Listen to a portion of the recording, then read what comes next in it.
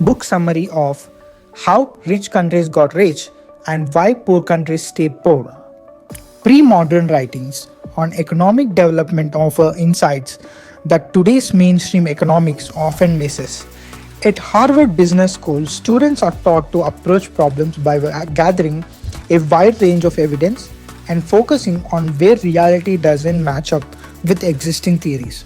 One area where this mismatch is particularly clear is economic development.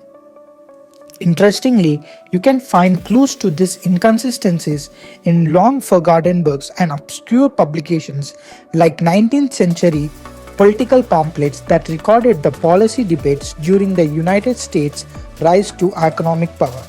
Over time, it became evident to me that earlier thinkers had better understanding of mechanics of wealth and poverty than we do today. These early writers noticed that cities with diverse manufacturing activities tended to create widespread prosperity. Take Naples and Venice as examples.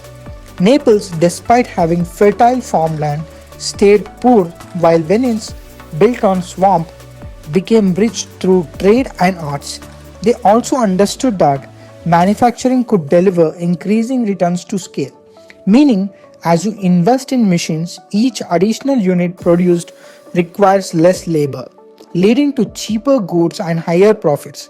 In contrast, more people relying on farming often face diminishing returns, where additional labor brings lower returns per person. Interestingly, being called mercantilist is among almost an insult among economists today. Yet influential economists like John Maynard Keynes and Joseph Christopher defended mercantilism and pre-Semitian economics in context. Mainstream economics tend to focus on theoretical bartering of labor hours and maximizing consumption through free markets and free trade. This approach assumes perfect markets that doesn't account for synergies between economic activities, the role of the time in economic growth, or the benefits of increasing returns.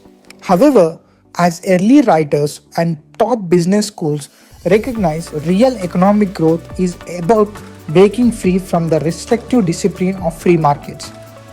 Historically, wealthy nations got rich by copying the industrial policies of successful countries that came before them. Every economically developed country has followed the protectionist strategies Britain used to build its manufacturing sector. England, for example, borrowed ideas from successful cities like Florence, starting with its wool industry. Even Bible touches on the differences in economic activities, as seen in passage about being hewers of the wood and drawers of the water, which is often cited in 19th century US debates about protecting manufacturing. In 19th century, American Irish immigrants were strong supporters of American system of manufacturing, a protective bill that allowed the countries to industrialize. They remembered how in Ireland's industry had been stripped away.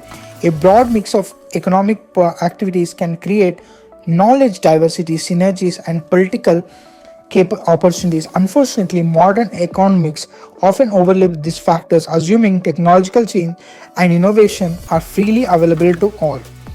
And a striking example of dynamic is the difference between golf ball and baseball production.